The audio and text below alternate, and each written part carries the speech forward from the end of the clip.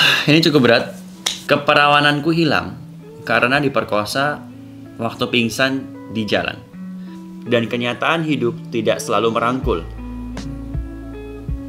Kok dalam ya? Setelah Hari Raya Idul Fitri, dia berubah. Dia akhiri hubungan ini.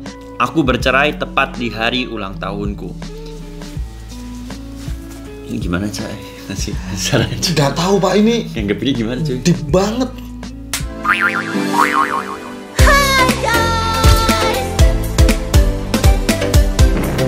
Hai guys, welcome back to my channel. Tentunya masih sama aku Abi Bayu dan juga Ubed Chico Jericho. Dan kita ketemu lagi di cerpen atau cerita pengalaman, di mana di sini itu kita temanya mungkin agak lebih serius ya, Bet ya. Iya, Jadi kita nggak terlalu bercanda karena tema kita adalah kehilangan.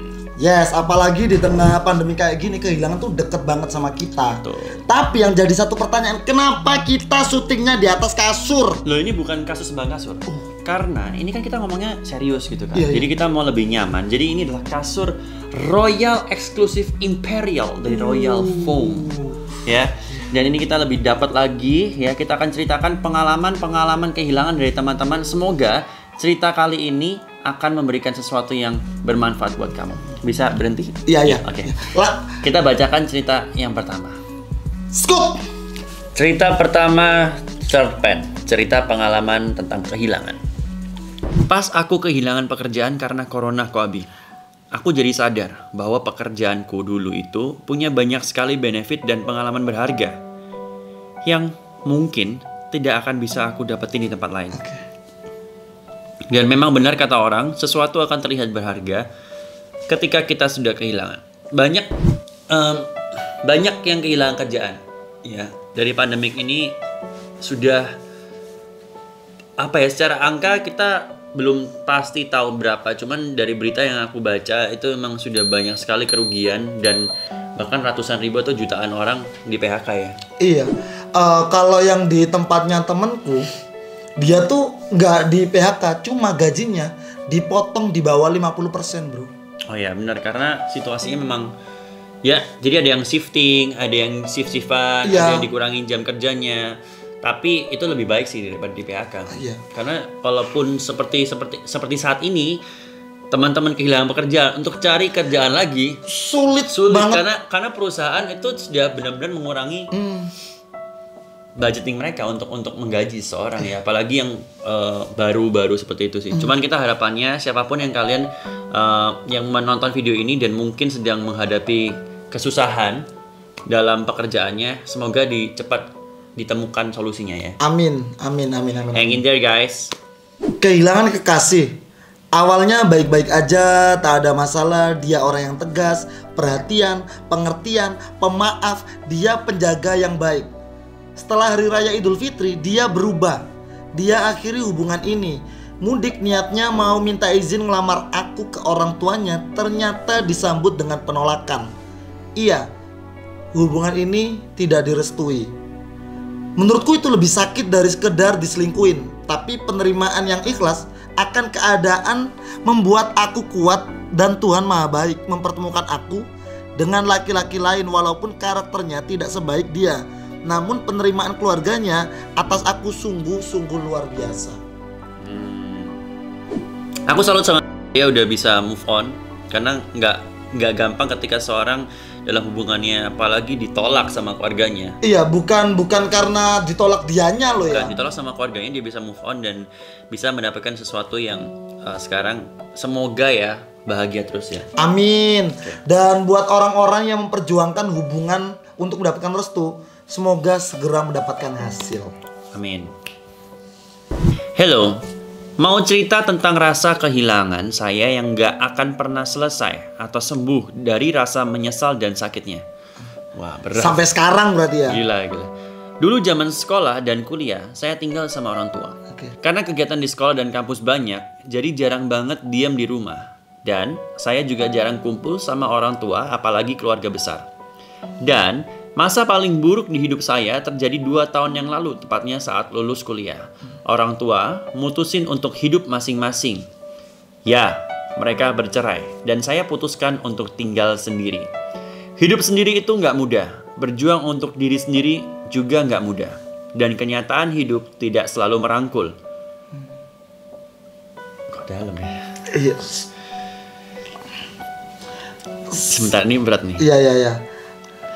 Saat down, sedih, atau kecewa, kayaknya support dan doa orang tua itu obatnya. Ya, seandainya dulu saya bisa menikmati waktu bersama orang tua saat mereka masih bersama, mungkin rasa sedihnya nggak akan sedalam ini. Sekarang cuma bisa berdoa sama Tuhan. Semoga mama dan papa selalu bahagia. Bahagianya mereka menguatkan saya.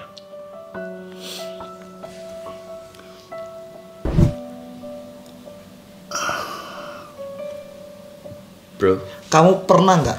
Ini nggak tahu ya. Saya bersyukur keluarga saya baik-baik saja. Tapi kamu pernah bayangin nggak? Aku pernah bayangin nih. Aku seneng banget bayangin. Seneng? Bukan gini. Kalau aku suka banget bayangin hal-hal buruk, hal-hal negatif itu terjadi kepadaku. Soalnya biar apa? Biar aku bisa mikir solusinya. Siapa tahu kejadian-kejadian buruk yang tak bayangin itu kejadian beneran. Ya salah satunya yang kayak dialami. Dan waktu yang kayak dialami ini aku bener-bener gak bisa nemu solusi. Ya, apalagi ini kita ngomongin adalah orang tua. Maksudnya gini, ketika mereka sudah mengambil keputusan kecil orang tua saja dalam kehidupan sehari-hari, kita terkadang tidak bisa menentang. Benar ya? Benar. Karena kita posisinya adalah sebagai anak. Apalagi kalau misalnya orang tuanya adalah orang tua tipe yang otoriter. Oke. Apalagi ketika mereka menentukan untuk pisah, itu adalah sebuah keputusan yang sangat berat sih. Baik sebagai mereka orang tuanya sendiri ataupun sebagai anaknya. So, semoga bisa menemukan kekuatan ya, dan juga kebahagiaan untuk dirinya juga. Dan perpisahan orang tua semoga bukan hambatan untuk tetap bersama. Ya, well, kita nggak akan terlalu bisa menyarankan karena kita nggak ada di posisimu ya. Iya. But anyway, kita berharap yang terbaik buat juga. Amin. Semangat. Lanjut. Oh, but ini kita baru sampai tengah, kita baru baca beberapa cerita, tapi rasanya emang udah keren-keren ya. Iya. Banyak yang bisa kita pelajari dan semoga bisa bermanfaat juga ya buat teman-teman yang nonton. Iya benar, tapi kamu sadar nggak sih di tengah pandemik ini itu ada hal yang entah kenapa hilang gitu. Apa tuh? Tidur yang berkualitas. Kok bisa? Ya nggak tahu, tidurku udah 8 jam, tapi bangun tuh kayak masih capek-capek Pak. Ini saatnya saya menjelaskan kembali kasur yang sedang kita duduki ini. Oke. Ya, sesuatu yang disebut Royal Exclusive Imperial dari Royal Foam ini. Ini kasur yang sangat luar biasa. Aku sih saranin kamu ganti kasur ke ini ya. Ke kasur Royal Exclusive Imperial dari Royal Foam ini. Aku jelasin kenapa. Pertama, ini kasur garansi seumur hidup. Seumur hidup. Seumur hidup. Yang kedua, kasur ini menggunakan namanya Ultracell. Oh. Jadi ini tuh lebih kenyal daripada latex. Dan gak bau kalau kena sinar matahari.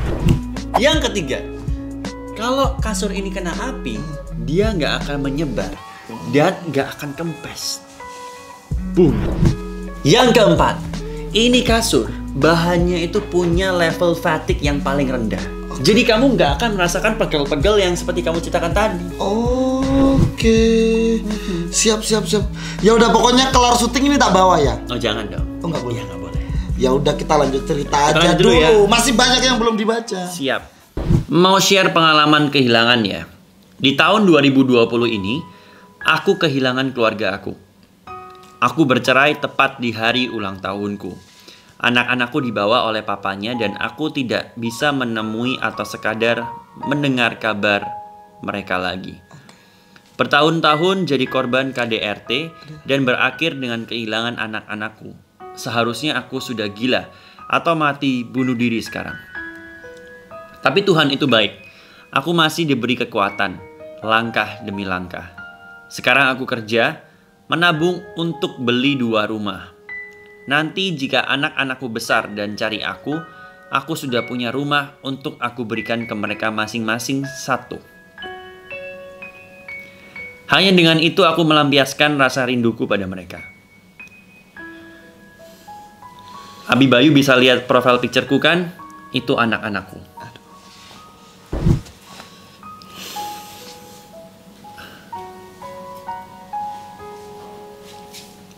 Jadi ini adalah ada cerita dari seorang salah satu yang melihat storyku tentunya, yang dia pertama adalah korban KDRT. Ya mungkin bisa dibilang berarti dia pertama udah kehilangan rasa nyaman dengan suaminya, atau kehilangan cinta atau apapun yang sampai akhirnya bisa menghasilkan kekerasan ya. Oke.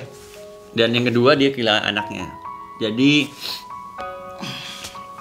tapi dia masih bisa memiliki rasa syukur meskipun itu pasti berat, ya kan, kepada Tuhan yang telah memberikan kekuatan supaya bisa melangkah, dan motivasinya adalah tetap saat ini adalah melakukan pekerjaan atau melakukan yang terbaik dalam kehidupannya, sehingga masih bisa memberikan rumah satu-satu kepada anaknya. Cuma satu aja, jangan lupa untuk membahagiakan diri sendiri. Kamu juga butuh. Ya, dari sekian banyak pengalaman yang kamu alamin, kamu sangat amat butuh membahagiakan dirimu. Jadi ya tolong jangan lupain itu. Tapi kalau aku bisa menambahkan, kalau seandainya apa yang kamu lakukan sekarang bekerja untuk anakmu, membuat dirimu bahagia, ya good for you ya. Okay. Bagus juga untuk semangat kan. Oke.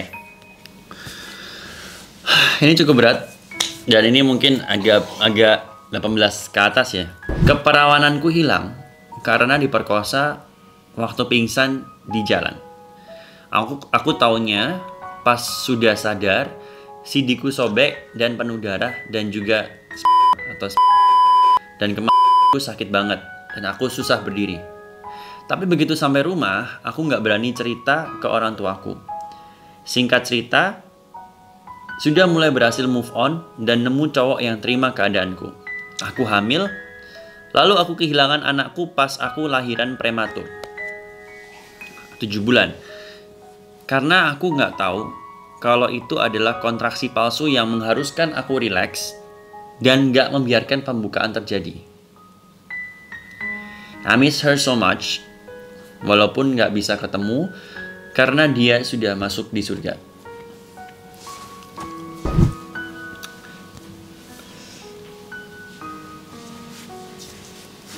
Ini gimana Cai?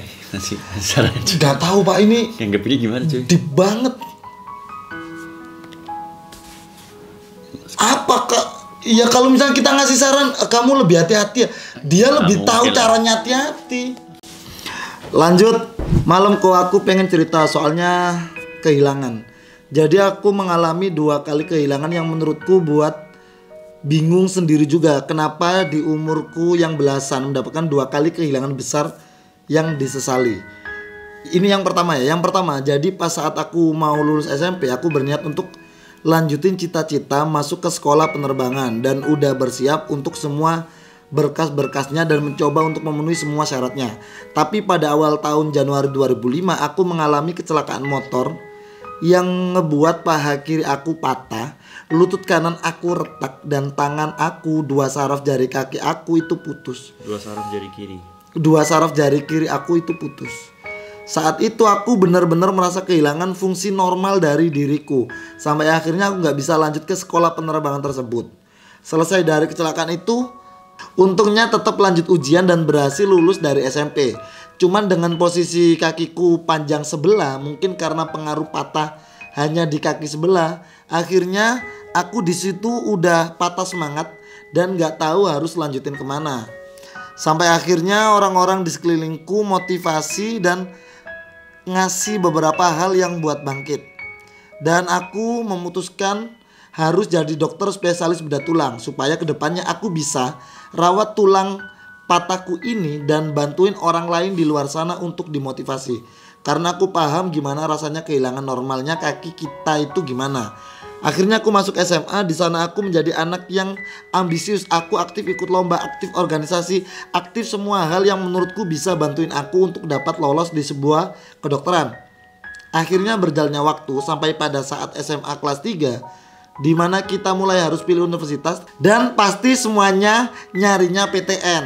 Begitu pula aku kok. Di sana aku mencoba SNMPTN dengan kedua pilihan kedokteran dan berharap semua usaha lesku yang sampai malam belajar terus, ikut lomba sana sini dan dicap anak ambisius sama orang-orang.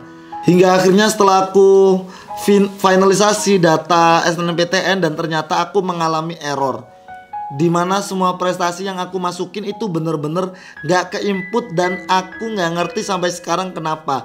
Di situ aku sedih dan kecewa banget. Sampai pada akhirnya ternyata aku gak lolos SNMPTN. Di sana aku coba ngomong sama kedua orang tuaku soal masuk ke PTS kedokteran. Di sana ada satu kalimat yang aku sampai sekarang masih ingat. Kamu tuh sadar gak? Selama ini kamu tuh selalu andelin kekuatanmu sendiri dan gak inget Tuhan. Di sana aku bener-bener kayak langsung terpukul dan sadar banget bahwa itu bener yang dibilang sama orang tuaku. Selama aku SMA aku jarang banget ibadah. Aku jarang family time. Dan disitulah untuk kedua kalinya menurutku aku kehilangan waktu sama Tuhan dan sama keluarga. Sejak peristiwa malam itu aku tiba-tiba buka Alkitab digital dan langsung nemu ayat dari Yeremia 17 ayat 5 yang buat aku sampai sekarang selalu paham tentang kita tanpa Tuhan ya nothing. Akhirnya aku udah coba SBMPTN dan jalur mandiri. Akhirnya aku lolos pada jalur mandiri dengan biaya yang cukup tinggi. Tapi akhirnya aku memutuskan untuk gak ambil karena kondisi ekonomi keluarga. Karena aku bersaudara itu bertujuh yang dimana aku gak boleh egois kok. Intinya kok aku cuma pingin teman-teman itu lebih sayang sama dirinya sendiri, selalu jagain dan sayang sama dirinya sebelum mereka kehilangan part yang penting dari mereka. Dan juga selalu ingat untuk kasih waktu buat Tuhan dan keluarga yang terpenting. Thank you buat yang sudah mau berbagi. Kita tentunya tidak mengalami apa yang kamu alamin dan rasanya tidak tepat untuk memberikan tambahan di kisahmu yang menurut kita udah luar biasa sih. Iya. Kamu bisa menghadapinya tuh udah luar biasa. Betul. Cerita dari ini semoga bisa bermanfaat ya. Iya. Meskipun di sini mungkin ada teman-teman yang tidak mengerti tentang ayat dari Yeremia. Saya juga nggak ngerti, Ubed juga nggak ngerti. Ya, kita bukan menganut agama yang dianut sama, tapi ambillah inti dari ceritanya. Iya. Oke, teman-teman terima kasih sekali lagi sudah bercerita, sudah berbagi kisah dan sudah mau terbuka kepada kita berdua, kepada segmen cerpen ini, cerita pengalaman yang dengan tema kehilangan. Terima kasih banyak dan semoga apapun yang dihadapi oleh teman-teman, baik yang sudah ataupun sedang dilewati, akan bisa segera terselesaikan. Amin, amin, amin, amin, amin. Dan semoga teman-teman yang menonton ini dan tidak mendapatkan masalah yang sama mungkin, dan jangan sampai bisa mendapatkan hikmahnya juga. Iya, jadi banyak harapan kami ya. Teman-teman yang nonton video ini banyak mendapatkan hikmah. Entah ya, jangan sampai kalau misalnya dapat masalah yang sama seperti yang diceritakan, jangan sampai ya. Tapi kalau misalnya dapat, paling enggak teman-teman bisa tahu nih solusinya seperti apa. Betul. Dan dengan nonton video ini harapannya juga teman-teman yang tidak mengalami kejadian-kejadian ini jadi lebih bersyukur dan menikmati hidup yang sedang dijalani, jadi nggak ngeluh-ngeluh lagi. Yeah.